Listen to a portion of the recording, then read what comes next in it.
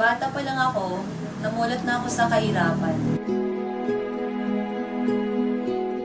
Isa sa mga hindi ko makakalimutan, December 25, 2005 noon. Nasa palengke ako noon, nagbebenta ng mais.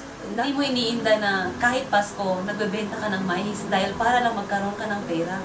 That time, na-realize ko, ang hirap palang maging mahirap.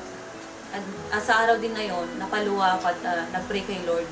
Lord, sana darating yung araw na mabago rin ang buhay namin. Sa awa din ng Diyos, nakapagtapos ako ng pag-aaral sa kabila ng salat na pagbubuhay namin. At syempre, sobrang tuwa ko naman dahil sa pagkakaalam, pagtapos ka na mag-aral, eh makakatulong ka na sa pamilya mo.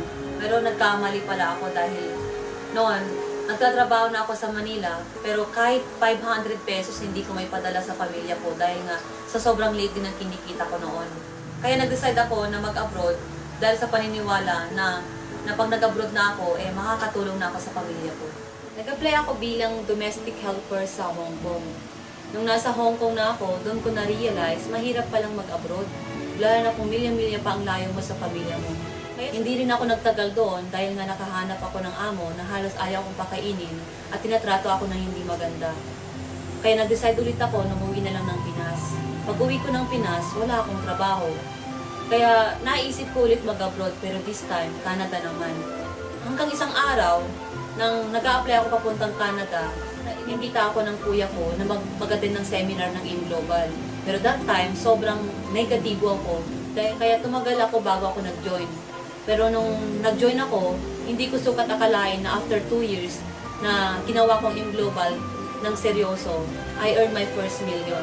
And then months later, dati naglalakad lang ako, ngayon nagdadrive na ako ng sarili kong kotse, di ba?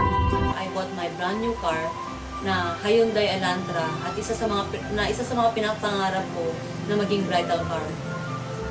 And then right now, hindi ko sukat akalain na kumikita na ako ng 6 figures a month. And sa Tugigaraw lang po yan. At ang pinakagustong-gusto ko po sa InGlobal ay kasama ko po ang buong pamilya ko na kumikita po.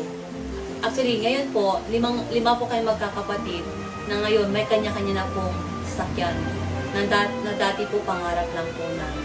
Napatunayan ko na hindi lang pala pag-abroad ang sagot para mabagong buhay natin, kundi meron din palang mga oportunidad kagaya ng InGlobal na pwedeng mabagong buhay at pwedeng makamit ang mga pangarap natin kasama ang pamilya natin.